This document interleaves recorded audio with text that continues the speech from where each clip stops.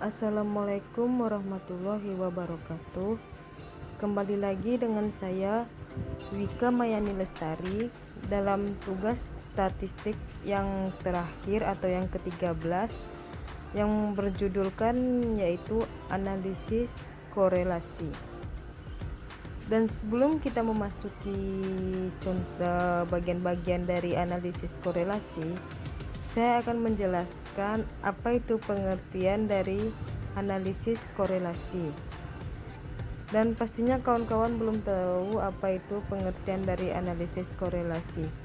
Maka dengarkanlah penjelasan saya tentang analisis korelasi. Analisis korelasi. Analisis korelasi adalah satu jenis pengukuran dalam statistik yang sering digunakan dalam pengolahan data. Korelasi merupakan metode statistik yang bisa digunakan bila Anda memiliki minimal dua variabel. Di sini saya juga menjelaskan menurut para ahli tentang analisis korelasi, yaitu yang pertama menurut Croxton dan Chouden. Ketika sesuatu hubungan bisa dibuktikan secara kuantitatif, maka metode statistik yang baik untuk mengukur hubungan tersebut dinamakan korelasi. Dan yang kedua menurut L.R. Chorner, bila dua atau lebih variabel yang bergerak dan diikuti oleh variabel lain, maka hal ini bisa dikatakan terdapat hubungan korelasi, dan itu adalah pengertian dari analisis korelasi. Sekarang saya memasuki cara menghitung koefisien korelasi. Koefisien korelasi dalam kurung R dapat dihitung dari data yang sama digunakan untuk menghasilkan persamaan garis lurus. Buka kurung, Y sama dengan MX tambah B tutup kurung. Nilai koefisien korelasi dalam kurung R memperkirakan linearitas sebenarnya dari data asli.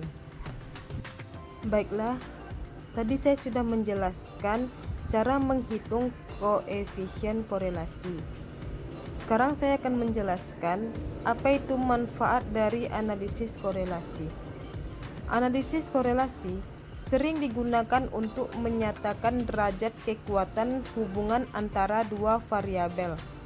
Dengan mengetahui hubungan antara dua variabel, kita bisa mendeskripsikan bagaimana gambaran yang lebih bermanfaat dari data-data yang kita miliki. Korelasi sering digunakan dalam dunia riset ataupun bisnis.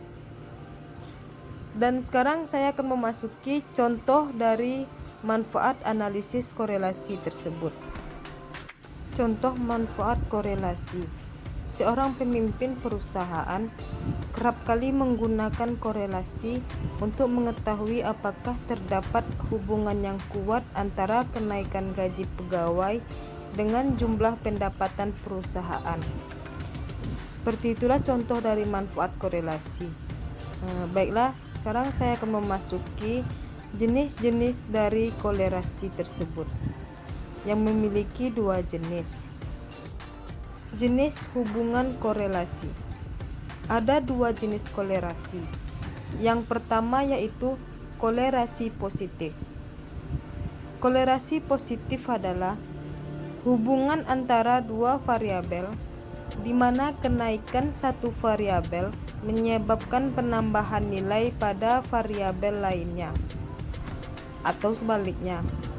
Semakin kecil nilai suatu variabel, nilai variabel lainnya juga akan ikut turun.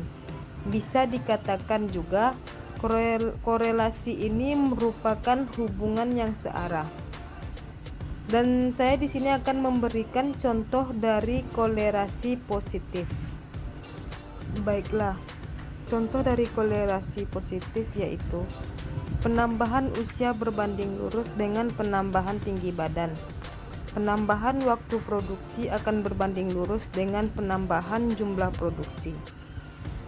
Dan contohnya yaitu dalam bentuk tabel, yaitu ada di sebelah kanan kawan-kawan. Seperti itulah contoh dari korelasi positif dalam berbentuk tabel.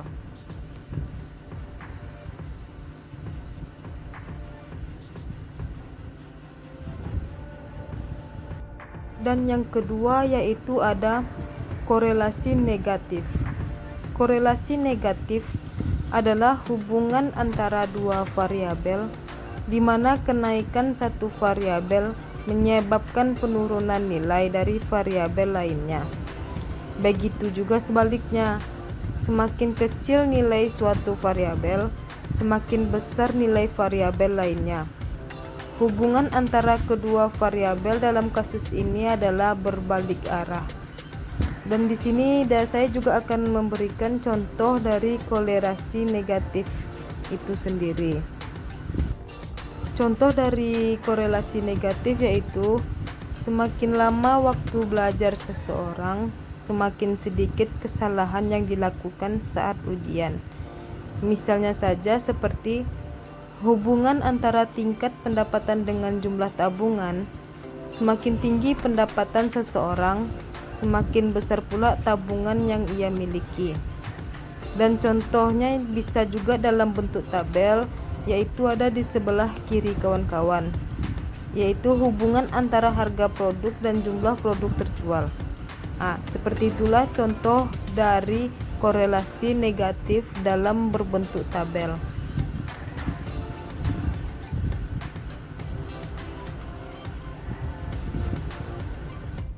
Baiklah, hanya itu yang dapat saya sampaikan tentang analisis korelasi.